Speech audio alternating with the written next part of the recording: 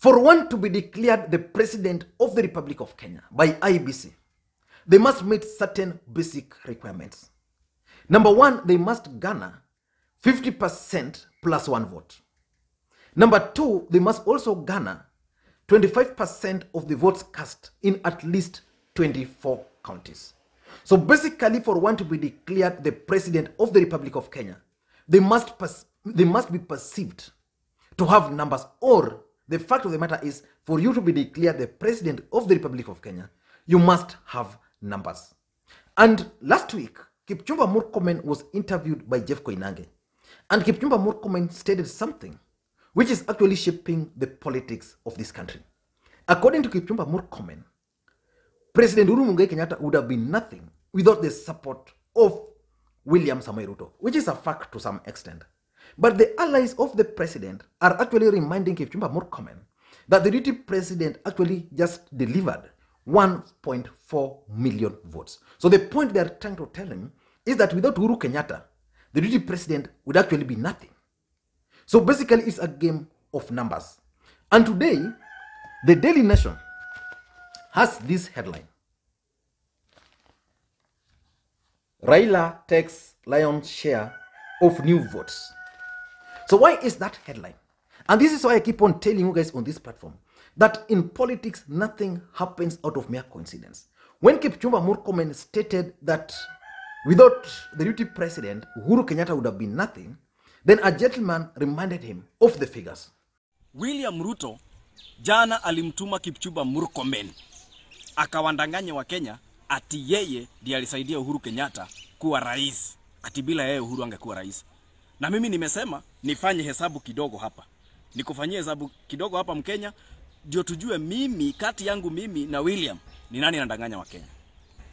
Zile kura William alileta ni kama hizi kutoka kwa strongholds zake. Kericho 262,000. Uasin Gishu 255,000. Nandi 225,000. Elgeyo Marakwet 128,000. Bomet 209,000. West Pokot 97,000, Turkana 52,000 na Samburu 31,000. Hizo kura zote mimi nikijumlisha naona ni 1.4 million. Tuangalie za Uhuru Kenyatta. Tukianza na stronghold, Kiambu 988,000. Nairobi 791,000. William hana kura Nairobi. Nakuru 639,000. Muranga 499,000. Kirinyaga 367,000. Nyeri 389,000. Nyandarua 336,000. Embu 281,000. Tharaka Nithi 192,000. Meru 582,000 na Laikipia 181,000. Zote zile Uhuru alileta katika kikapu cha Jubilee ni 6 million votes. Sasa niulize, ni nani alisaidia mwingine? Yule ni mtu ambaye kura zake zilikuwa kidogo, akasaidiwa, akaletwa kwa serikali, akalipwa na akapatiwa half of the cabinet, ambayo tunaita nusu ya serikali. Ni nani alisaidia mwingine? Tuambiane ukweli. Now from those figures, it is clear that indeed Rift Valley delivered 1.4 million votes to President Uhuru Kenyatta. And those votes are significant politically speaking. Because without getting those votes, Raila Odinga would have easily become the President of the Republic of Kenya. Assuming Raila Odinga was supported by those 1.4 million votes, he would have easily been declared the President of the Republic of Kenya. That one assuming that no monkey games were played. But I've actually gone through that article, and I'm asking myself whether the deputy president can actually garner 50% plus one votes in 2022. And again, whether the deputy president can actually achieve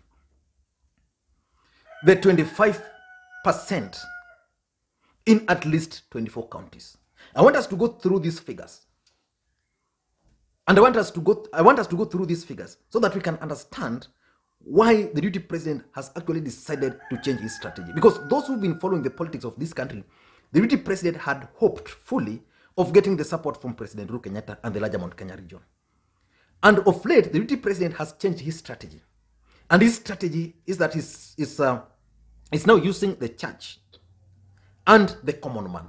So he wants the two to be his main stronghold, not necessarily the tribes. Because when it comes to the tribes, the deputy president is actually disadvantaged.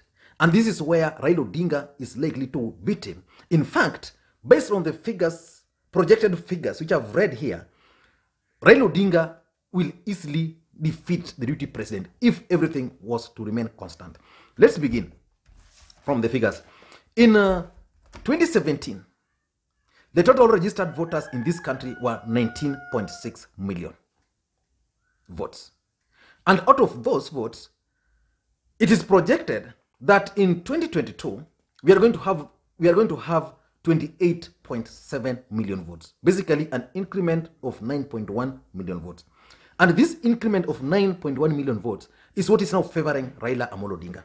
And I want us to go through them and basically some of the counties so that you understand how these figures are going to favor Raila Odinga. According to those figures, Mount Kenya region, the entire Mount Kenya region will have 5.9 million votes. That is by 2022. These figures are actually based on the Kenya Bureau of Statistics figures. So they are projecting that Mount Kenya in 2022 will have 5.9 million registered votes, which is huge, by the way. Rift Valley, which is the deputy president's stronghold, will actually have 2.9 million votes.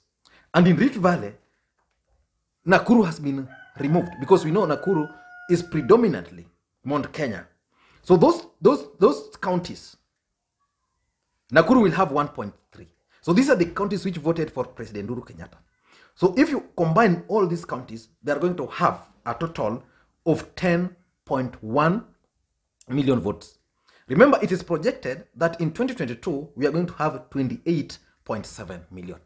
So the deputy president and the stronghold, assuming central Kenya and all factors remained constant, it means the deputy president will begin with 10.1 million. But here's where the catch. Let's before we go into the catch, let us just proceed.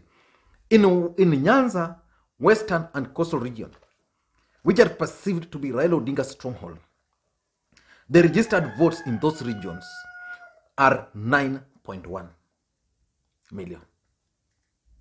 So that's Nyanza, Western, and Coast. So those are Raila Odinga's stronghold. The registered votes in those regions are actually 9.1. Remember, the Rift Valley and Central Kenya, the larger Mount Kenya region, they have 10.1. Now you go to Ukambani, which by going by the last general election was actually NASA's stronghold. It is projected that they are going to have 2.1 million. So if NASA had not split, then they were going to have a head start of 11.4 million votes. But because NASA is no longer there, and because Ukambani, Kalonzo Musyoka is likely to run, Alfred Mutua has declared his bid for the presidency, it means these votes might not go to Raila Odinga. Most of them will go to either Kalonzo or Alfred Mutua, because in this politics, in this country, politics is actually tribal. So I hope you are following. Then we go to northern Kenya. This is Garissa, Wajir, Mandera, Marsabit, Isiolo. In 2017, these guys had registered votes of 742,000. So it is projected that they are going to increase to 1.4 million. So this is going to be a battleground. So this is where the battleground is going to be. But then there is still Nairobi. Nairobi, it is projected that they are going to have 3 million votes in 2022. Who has upper hand in Nairobi? Raila Odinga. Now, those new projections are likely to favor Raila Odinga.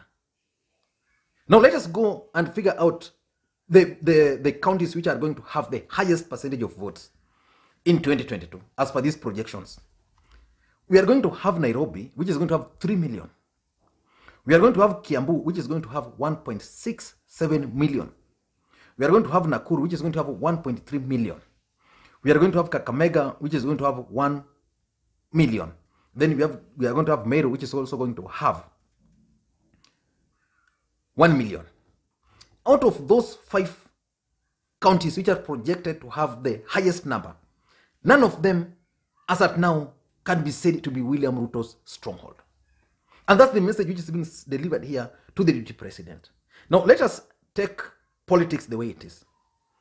Uhuru Kenyatta, in the last election, in most of his strongholds, got what percentage of the votes? He got 97, 98, 99% of the votes. Assuming Uhuru Kenyatta will not support the deputy president, because that's where the problem is. And the deputy president has actually realized that Uhuru Kenyatta is not going to support him.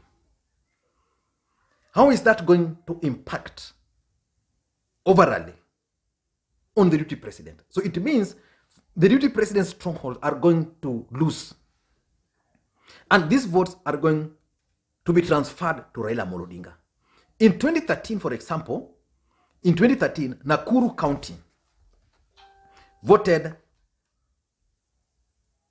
17% in Nakuru County voted for Raila Odinga. So which means in Nakuru, Raila Odinga will only need 8% to garner 25%. Nakuru County is predominantly Kikuyus.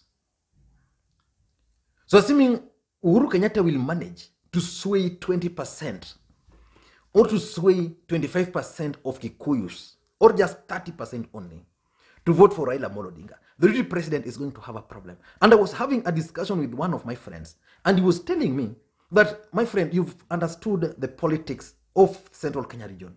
So far, they are supporting the deputy president because there's no guidance. Once they'll be shown where to vote, if they'll be told that don't vote for Ruto, their chances of dumping William Ruto are going to be high.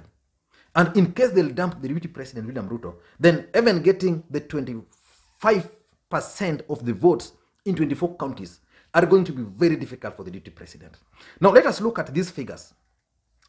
Let us look at these figures. I want to go to Rift Valley so that you can understand. Before I go into Rift Valley, let me just get the projections, how it's very interesting. And I want to explain for you why Raila Odinga's strongholds are actually gaining.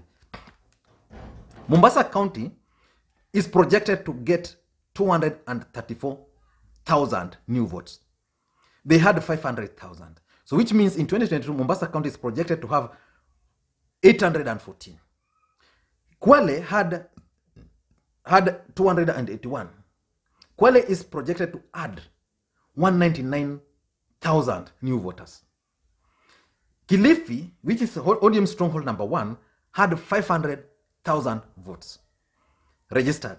They are projected to have 330,000 new votes. So in Kilifi, they are projected to hit 839,000 votes in 2022. So I'm just giving you that. Now let's go to Rift Valley, which I find to be very interesting, because Rift Valley is actually the stronghold of the deputy president. In Rift Valley, in the last election in 2013, Raila Odinga garnered 67% of the votes. I'm using the 2013 figures because 2017 figures are not there. In Turkana, Raila Odinga garnered 67% of the votes in that region. That region had registered votes of 191. In 2022, Turkana is projected to have 500, a whooping 500,000 registered voters. The question is, how is that even possible? How is that even possible? The fact of the matter is that Jubilee government knew Turkana was Raila Odinga's stronghold. So they never gave people in this region votes. They never registered these people. They never issued ID cards to these people. That's the power of the system. So they never issued these guys with IDs. So it is projected that based on the census results, the number of registered voters in Turkana are expected to shoot from less than 200,000 to 500,000. And this is going to happen, and once it happens, and assuming Raila Odinga will still take Turkana votes, then it means his figures are going to shoot. And that's why these guys are saying in this report, let me just read it for you. In this report, these guys are saying that Nyanza, Western, Coastal Region, as well as Turkana, which has overwhelmingly voted for Odinga in the last elections, account for over 3 million new votes. So Turkana is going to be here. And even if you look at the figures from Coastal Region, they are also shooting. Why? Because the Jubilee government used state machinery to ensure that these guys never accessed IDs. They were never registered. So during the registration, it was skewed. It was made sure, they made sure that it didn't favor those regions, because some of them are actually very much marginalized. So it was difficult for them to get the ID cards and to register. So in 2022, the system is likely, based on what I'm trying to figure from these figures, the system is going to make it possible. Let us look at these figures. In Rift Valley, we have how many counties? We have Turkana, West Pokot, Trans Nzoia, Samburu, Uasin Gishu, Elgeyo Marakwet, Nandi, Baringo, Laikipia, Nakuru, Narok, Kajiado, Kericho, and Bomet. Those are how many? I think there are 14. There are 14 counties. Those 14 counties, even if the deputy president were to get 100%, he can't still get 50 plus 1%. And it doesn't end there. Turkana, Raila Odinga won, so likely is still going to win it. In 2013 and the last election, in Trans Nzoia County, Raila Odinga got 46%. So which means even Trans Nzoia is going to, Raila Odinga is still going to get. And if you look at these figures, Trans Nzoia is also gaining. West Pokot had, for example, 180,000, so they are going to get, it's projected they are going to have around 300. And West Pokot, how did they perform? How did they vote in the last election? Now, Samburu, which shocked me, had 82,000 registered voters. It's one of the small counties in these countries. But Samburu is projected to have 158,000 registered voters. In Samburu, which is in Rift Valley, Raila Odinga got 57% of the votes in 2013. Remember, Samburu is mostly the Kikuyus, I think. Which tribe is in Samburu? Not Kikuyus, really. I think the Maasais, kind of, in Samburu. So you come down, what's in Gishu, in Rift Valley is the one with the highest registered voters. It had 450. It is projected they are going to have 735,000 registered voters. What this thing is not telling you is that in Western Gishu, there's high percentage of the people of the Luhya nation and also high percentage of the Kikuyus. So should Kikuyus decide to vote with Uhuru Kenyatta, then the deputy president is still going to have a problem here. Then we are going to have Baringo is going to get NAKURU, which had 950,000 votes. It's projected that Nakuru County is going to have 1.3 million, which is huge. But should Nakuru County decide to follow Uhuru Kenyatta, where will the deputy president get his votes? So basically, this is the message which is coming out. You go to Narok, Raila Odinga won in Narok. You go to Kajiado, Uhuru won with 51%, I think. But Narok County, predominantly Kikuyus. Sorry, Kajiado County, predominantly Kikuyus. So when you come to Narok, Raila Odinga won. But remember, in Narok County, there is the Kalenjin, like where Johanna Ngeno comes from. There's Kalenjins around that region. So their presence is there. So in that county, the deputy president will definitely or likely carry the day. If not, Raila Odinga will still just maintain his Maasai vote. Then you go to Kericho, Bomet, Laikipia, Baringo, Nandi, yeah, and those figures are not favoring the deputy president, William Samoei Ruto. And for one to be declared the president of the Republic of Kenya, you must get 50% plus 1 votes. Apart from that, you must also get 25% in at least 24 counties. So where the deputy president is today, he's actually scratching his head on how he's going to get these votes. Today, in Rift Valley, we have 14 counties. I want to assume the deputy president is going to get 25% in all those 14 counties. In Mount Kenya region, they have how many counties? They have 8 counties. In those 8 counties, that makes it 22. So which means the deputy president still needs some 2 more counties. So assuming he will maintain this, he still needs some 2 more counties. So will that county be Kisii or Nyamira? Kisii and Nyamira in the last election voted, at least they garnered, I think, one of them gave them 25%, or I think both of them gave them 25% of the vote. But because of Uhuru Kenyatta, because remember, Kisii and Nyamira always voted for Mwai Kibaki. And I know historically, the Kisii and Nyamira County might not vote for the deputy president because of historical reasons which are known to you and me. So the deputy president is going to have a big problem. And this is why sometimes when I listen to Kipchumba Murkomen talking the way he's talking about numbers, then I sit back, because in the last election, which these guys won, there was a problem. And they know so well that there was an algorithm, because in the last election, President Uhuru Kenyatta garnered 54.2%. And this 54.2%, it was designed, the system was designed to deliver this result. And to specific MPs who are called the vifaranga vya computers. All those vifaranga vya computers, governors and senators and MPs had 54.2%. So which means the algorithm was transferred also to them. The deputy president understands this. So I don't know how this thing is going to pan out, because I'm trying to assume or base my assumption that Raila Odinga is going to run, the deputy president is going to run, in NASA, Musalia Mudavadi is going to run, Kalonzo Musyoka is going to run, and maybe Alfred Mutua. And I'm basing it purely on how these guys voted in the last election. In Western Kenya, if Raila Odinga will be running, Musalia Mudavadi will be running, it will even be worse for the deputy president, because those who hate Raila Odinga would now rally around Musalia Mudavadi. In Ukambani, if Kalonzo Musyoka was not running and Alfred Mutua were not running, then there's a chance that the deputy president would have made progress in that area.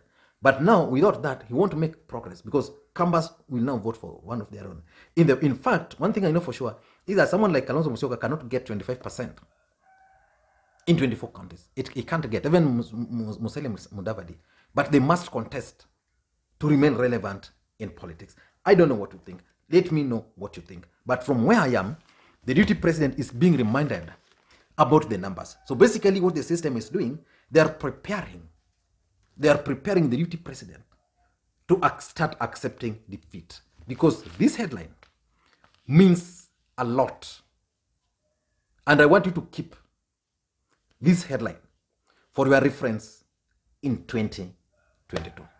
Thank you guys, and please, may you enjoy your day. And those who are watching this video for the first time, what we do on this channel is we try to analyze politics in a way that you cannot get anywhere else. So the best thing you can do is to click the subscribe button, so that next time we produce a video like this, YouTube will automatically notify you. And to the subscribers, I want to thank you guys for your continued support. I saw someone tagged me a comment on Facebook. It was asking, oh, there's a problem with my videos, I need to do much. And I checked his profile, he's a videographer. My point is, these videos, there's no cameraman behind the camera. I shoot them myself. So I just put the phone, by the way, I record using a phone. So I just put my phone, then I talk.